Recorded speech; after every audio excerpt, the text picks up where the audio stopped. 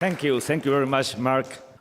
So let me talk with you and make some reflections about the next COP20 in December, a place in which we wait, you were there, in which we are going to have you, to feel you as in home, and a place in which we think we can have success if we can and we put all our energy and do all our best effort to have good outcomes by the end of December of this year.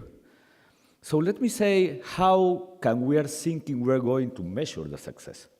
Because we need to have a good COP20 to move towards success in the COP21 in Paris. There are no an alternative that to have strong outcomes in Lima to have good outcome in Paris the next year. And let me talk with you based on some principles. The first principle it is that in Lima, and this is not really just a statement, I'm very sincere, it is not just a statement.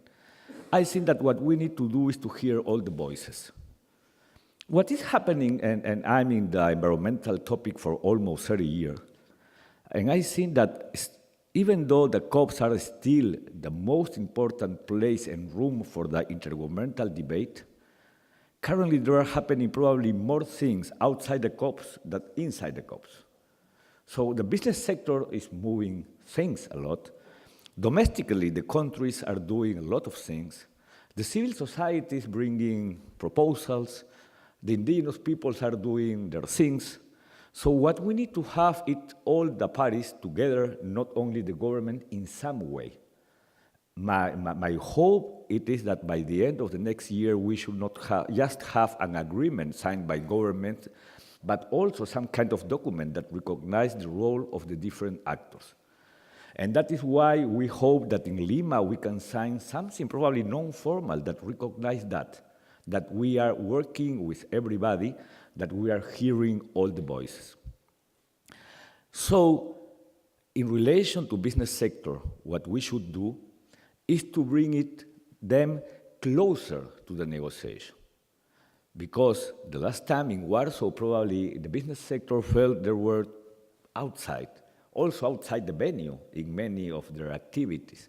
So what we need to do is trying to create connection between the business sector, the government and the negotiation and the debate, and the civil society groups. How can we move this debate, having them on the same table? And in relation to the formal debate, what we need to have by the end of December, it is a very clear and focused draft agreement. But let me say that I'm completely optimistic that we can do it, but still we need to solve a lot of problems. It is interesting that most of the countries recognize that by the end of December of this year, we will have a Lima draft. The problem is that nobody knows exactly what does it mean, what it's going to contain the Lima draft. So there are some options in some countries that says, okay, just put in a document a list of options. There are some others that are saying, no, we can move towards some key elements. There are some others that are saying, okay, no key element, just elements. There are some countries that are saying, why we cannot have just a draft, but a non-negotiated draft. So something that it is delivered by the ADP to be into consideration in Lima. And there's somebody who is pushing or trying to have a negotiated draft. So the alternatives are a lot. And we hope that we can have really by the end of this year, because we need it and we're working for that, a very strong, clear, and focused draft agreement. It is the only way to move toward success in Paris. But on the other hand, we have another outcomes and another objective that we are seeking and we hope we can reach it. For example, we have received a mandate from Warsaw. We should approve in Lima the information that should be contained in the INDCs, the intended national determined contributions. But still, there are some problems. For example, in regarding to the INDCs, one of the discussion it is around the scope. Are we going to include adaptation into the INDCs, or it is just to have some mitigation measures or some mitigation pledges or some mitigation programs of the different countries.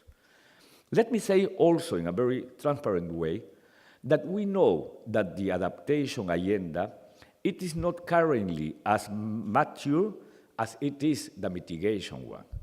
But on the other hand, let me say that most of the developing countries want to have adaptation as part of the INDCs. So we should find the balance to have the INDCs. Because the time is becoming shortened. We are almost out of time to have the INDCs put on the table because the deadline, it is March of the next year. And for that, we need to have the information that it is like the framework to have the content that should be included in the INDCs. So that is the second topic that I hope we can deal with, and we can have by the end of this year the information already approved. Our third outcome, it is trying to give a new impulse to what it is called the best practices or activities in the work stream 2. As you probably have already heard, the work stream 2, it is related to the ambition pre-2020, that it has developed a lot of different meetings and a lot of different activities.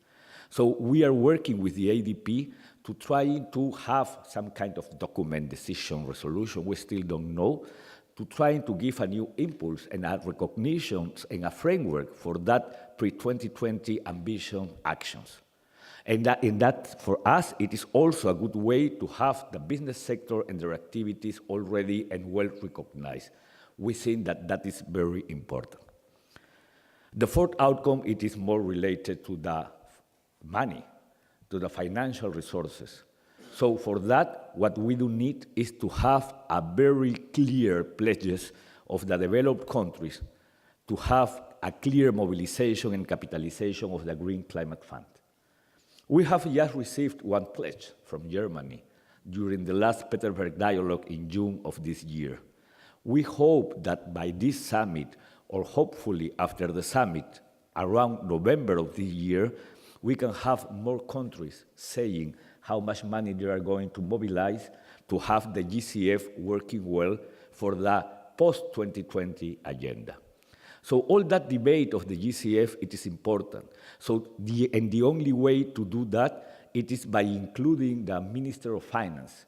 So we are going to take advantage of the next meeting of the World Bank, IMF, in Washington, D.C. in October, and also because we have received as a mandate to organize a high-level financial ministerial meeting in Lima during the COP20. And by the end, because we are very ambitious, what we want to have, it is a very clear project, or a very clear way to implement projects regarding forest, regarding RED. So in that sense, as we have received a very clear Warsaw mechanism for RED+, what we want to have in Lima, it is implementation of the project. So we are working very strong on that. We are working to have that kind of outcomes. We are working to recognize all the actors and all the sectors. We are working very strongly in trying to have all the facilities to have you feeling well in Lima. We are working to be and to have a very success COP. So hope we can reach with all of our objectives. We can deal with the difficulties to get them.